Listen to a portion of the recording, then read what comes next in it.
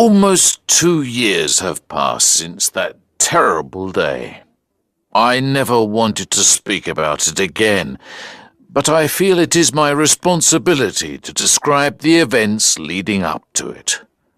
A certain Colonel Moriarty, a brother of Professor James Moriarty, is responsible for rumours and lies about the character of my dear friend Sherlock Holmes that I will not repeat here. I am the only one who knows what happened between Sherlock Holmes and Professor Moriarty, and it is time that the world knew the truth. I still visited 221B Baker Street from time to time when Holmes wanted a companion to help him with his investigations, but not as often as before. In the final year of my visits, Holmes spent more and more time alone. The mystery he was trying to solve occupied a lot of his time, but he wouldn't speak about it, not even to me.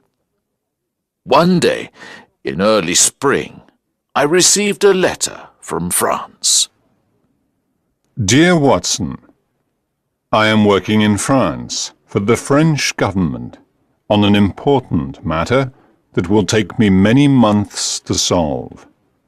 The weather is good, but the food is not so good. I hope all is well with the surgery. I will write again soon. Sherlock Holmes. From the letter, it seemed clear that I would not see him for some time, so you can imagine my surprise when only a month later he appeared at the window of my surgery. He looked pale and very worried. He entered at a door around the side. I know what you're thinking, he said before I could speak. I look terrible. I watched as Holmes went around the room making sure all the windows were locked. He closed the blinds. Holmes, what's the matter? I asked. Air guns, he replied. Air guns? I think you know me by now, he continued. I am not a nervous man, but there's a difference between stupidity and courage. And when someone is trying to kill me, I don't want them to have a clear shot through your windows. Do you have anything to drink? I gave him a glass of water. He checked the windows again. I'm sorry for coming here so late. I won't stay long. I think it's best if I leave over the wall at the back, he said. Holmes, please explain what all this is about. He said nothing. I looked at his hand. It was bleeding. I offered him something to clean it with. Holmes, this isn't a little fight. Look at your hand. Are you alone here in the surgery? He asked. Yes, I am now. There is another doctor who helps me during the week. Maybe he can help while you're away. I want you to come with me on a trip to Europe.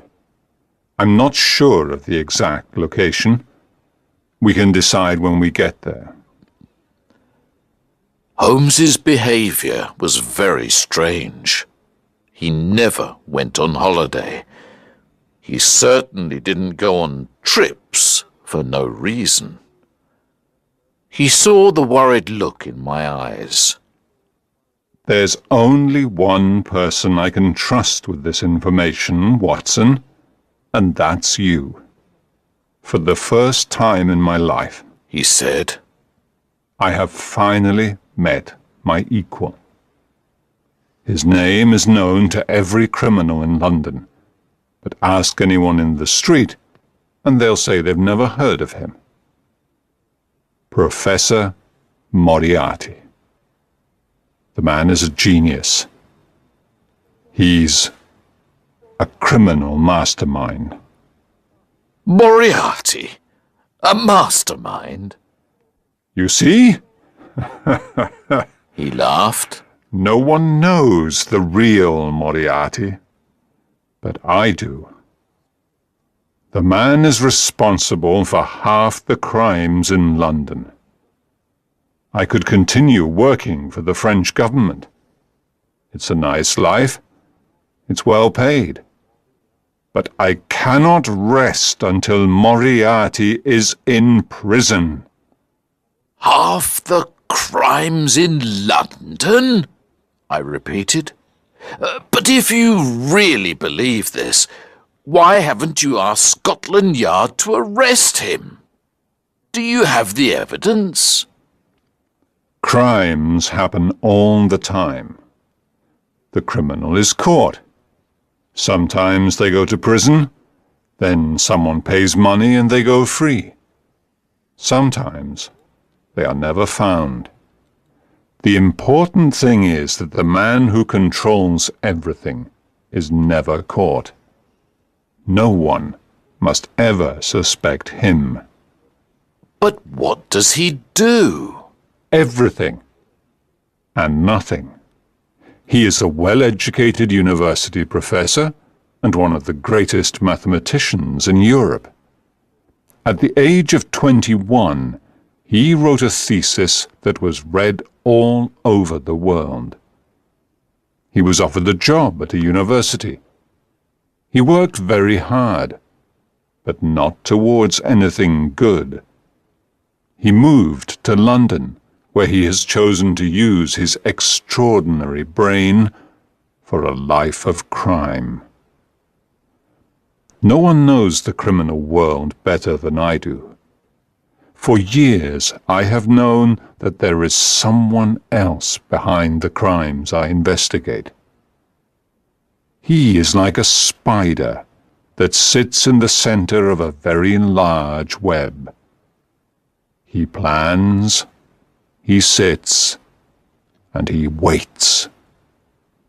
He makes the threads, and I follow them. In 3 days' time, with my information, they could arrest Moriarty and all his men. But if I take one step in the wrong direction, then all my work counts for nothing. I was sitting in my chair, thinking about a case this morning, when a man walked into my room. I knew him immediately. His forehead was high, his skin was pale, and his shoulders were round from the time spent in his study. His eyes were so dark, I couldn't read the slightest emotion in them. He observed me with simple curiosity, as his head moved from side to side, like a snake. "You're not as intelligent as I thought," he said.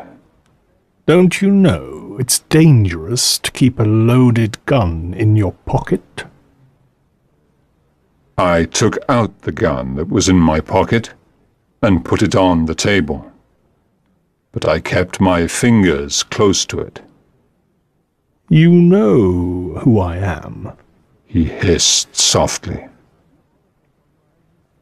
"If you have something to tell me, Professor Moriarty, I am free for around 5 minutes," I replied. Holmes moved around the room restlessly. "And what happened next?" I asked. Moriarty asked me if I would continue with my investigations. I told him he already knew the answer. "Then you know mine," he replied. He put his hand in his pocket. I placed my fingers on the gun on the table.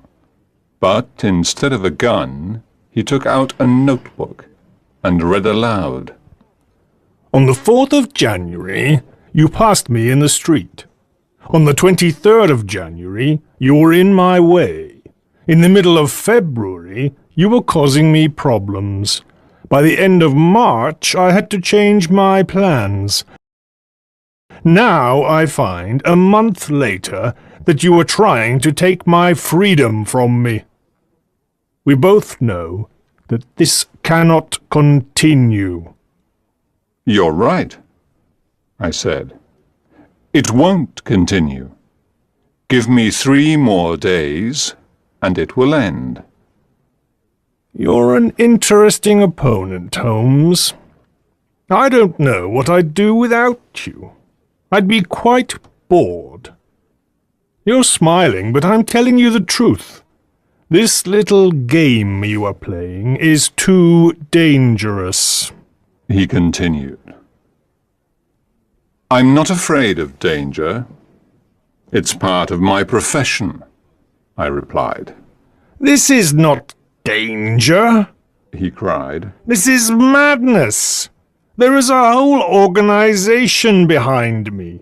Do you think you alone can stop it?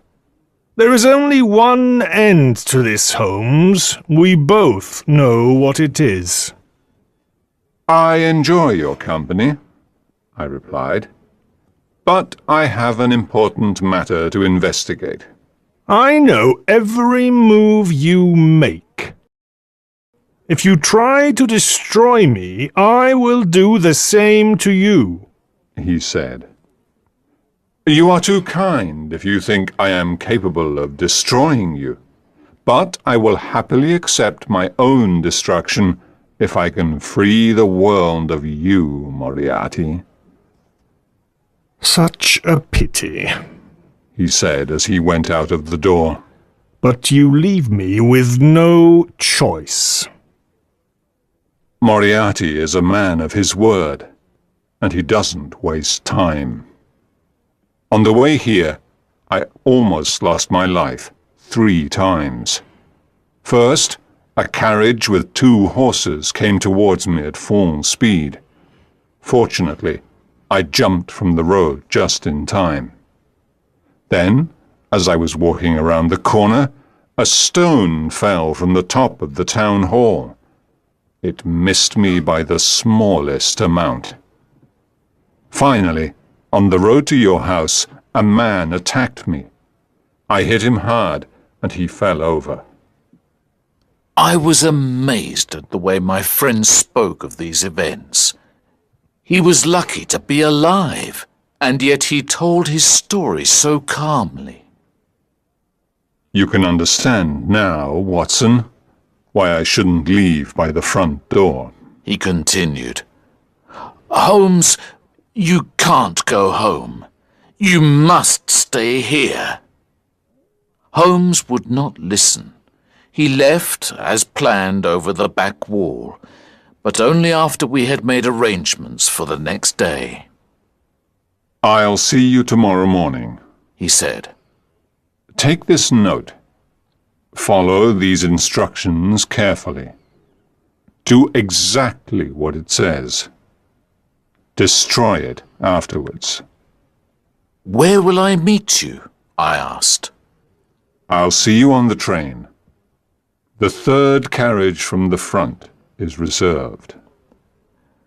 The next day, I followed Holmes's instructions.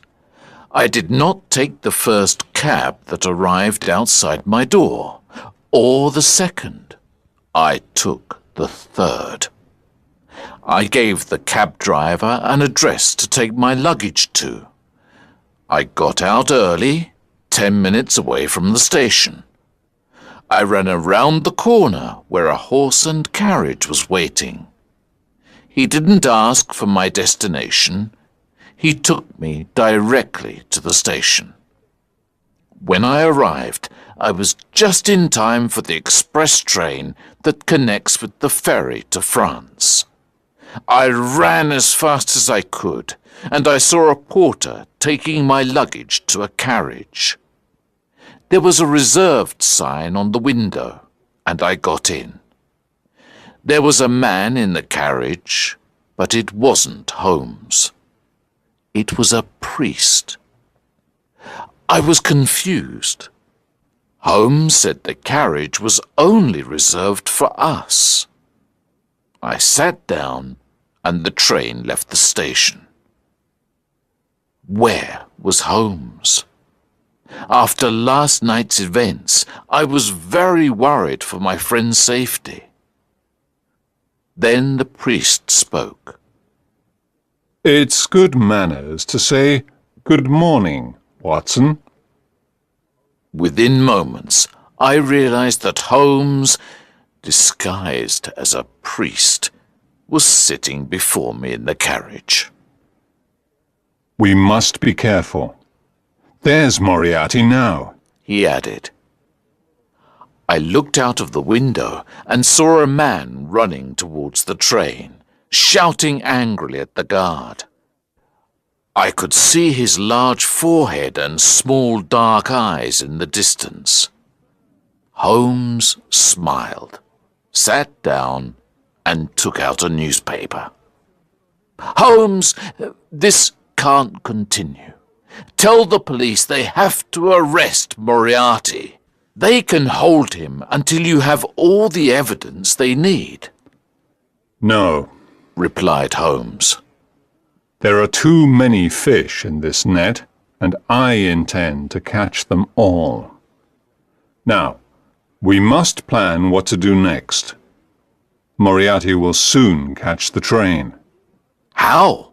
I asked. This is the express train. There aren't any faster trains. Think, Watson.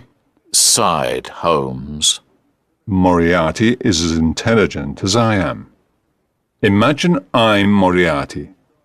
What would I do? You could hire a private train. Precisely. 55 minutes later, the train stopped at a station. Quick, Said Holmes. we're getting off here. What about our bags? I asked. They'll arrive in Paris, where one of Moriarty's men will wait for us to come and collect them. We won't be there, of course, because we're getting a ferry to Belgium. We'll buy new bags and new clothes on the way. We jumped off the train. Holmes pulled me to the ground and we hid behind some bags on the platform. I watched as the train left and our own luggage disappeared. At that same moment, another train passed by on another platform, going at full speed. A man looked out of the window. We saw the face of Professor Moriarty. We guessed his plan, Said Holmes. We're lucky. He didn't guess mine. On the third day of our travels in Europe, Holmes sent a telegram to the police. Later that evening, he received a reply. I knew it! He cried. Have they caught Moriarty? I asked. He shook his head. He has escaped. You should return to England, Watson. Moriarty will try to find me. No, I said. I'm going to come with you. We discussed the matter for over an hour until Holmes became bored and agreed that I could stay. Holmes decided it was best for us to walk from France into Switzerland with the help of a local guide. One day, after days of walking, we sat down on a pretty area of grass to eat. I looked up and saw a huge rock falling from the top of the mountain towards us. I jumped out of the way and pushed Holmes to one side. I was surprised the guide didn't try to help.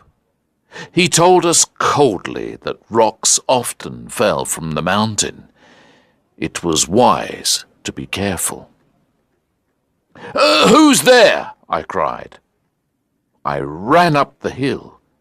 but there was no sign of anyone. Holmes decided to change our plans.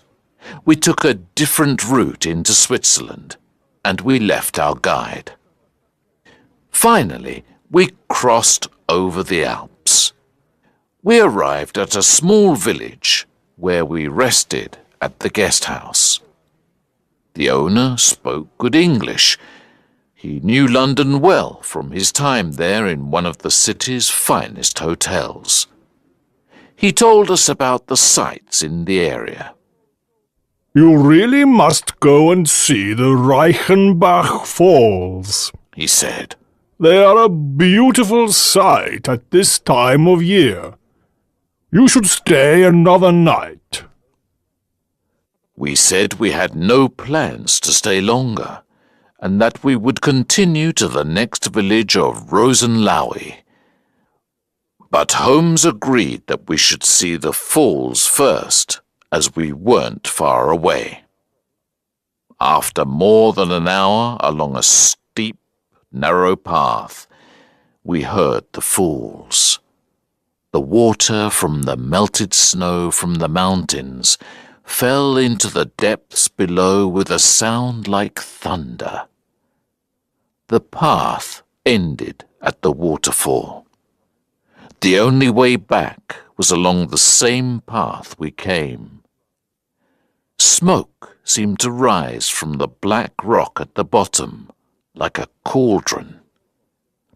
I shouted to Holmes, who was at the end of the path. I heard the echo of my voice from the bottom of the falls. We rested on a rock near the falls to admire the view. Soon after, a young Swiss boy came running towards us with a note in his hand. Herr Doctor, he shouted to me. He handed me the note. It was written in English. A young English woman is very ill. We think she is dying, but she doesn't speak any German. We need an English doctor to come quickly before it's too late. Holmes agreed he would continue to Rosenlaui with the Swiss boy as a guide. I would find another guide and see him later. I went back down the hill as quickly as I could to see the poor woman. Where's the patient? I asked. I hope she's not worse. What do you mean? The guest house owner asked. I handed him the note written on hotel paper. Didn't you write this? I asked. No, he said. This is very strange. Can you remember anyone asking you for paper? Not long before you left, a well-educated Englishman came here. I didn't wait to hear any more, because I knew the rest. When I was coming down the path to the hotel, I remembered seeing a man on the other side of the hill walking up towards the falls. He was tall and thin, and I ran back up the path, but it took longer to go up than to come down. When I arrived, Holmes wasn't there. My worst fear was true. There wasn't a sick English lady. It was all a lie, so that I would leave Holmes. I tried to think what Holmes would do. It didn't take long to find out what happened. The sight of Holmes's walking stick against a rock nearby told me that his journey went no further than the end of the path by the waterfall. There were no footprints returning back towards the path. I could see the torn roots of plants, and finally the mark of a long fingernail in the ground at the edge of the falls. I looked over into the black water beneath, and shouted as loudly as I could, "Holmes! Sherlock Holmes! Sherlock Holmes!" came the echo of my own voice. I shouted again, but it was no good. In that cauldron was one of the world's most dangerous criminals, and in my stomach I knew my friend and one of the world's greatest detectives was with him until the end. Then, on the rock next to the walking stick, I saw a small silver case. I picked it up. There was a note inside. It read, I am grateful to Professor Moriarty for giving me this opportunity to write to you. Now I will finally defeat one of the world's greatest criminals. Tell everyone the news. The police have all the information they need. I have left a file with my brother, Mycroft. I am sorry, Watson, because I know this will be particularly difficult for you, my dear friend. But my disappearance from this world is the price I must pay. Yours truly, Sherlock Holmes. Then I understood the guide was paid by Moriarty, and Holmes was left alone for the final battle with Moriarty, which ended, so the local police say, with both men falling to their deaths in the falls. The information Holmes left with the police was enough to send most of Moriarty's men to jail, but little was ever said of their leader, which is why I feel it is my duty to speak of it now. I cannot replace the emptiness that has been left in my life. But maybe Holmes was right. His disappearance was the price only a brilliant detective could pay. Sherlock Holmes was, and always will be, the best and wisest man that I have ever known.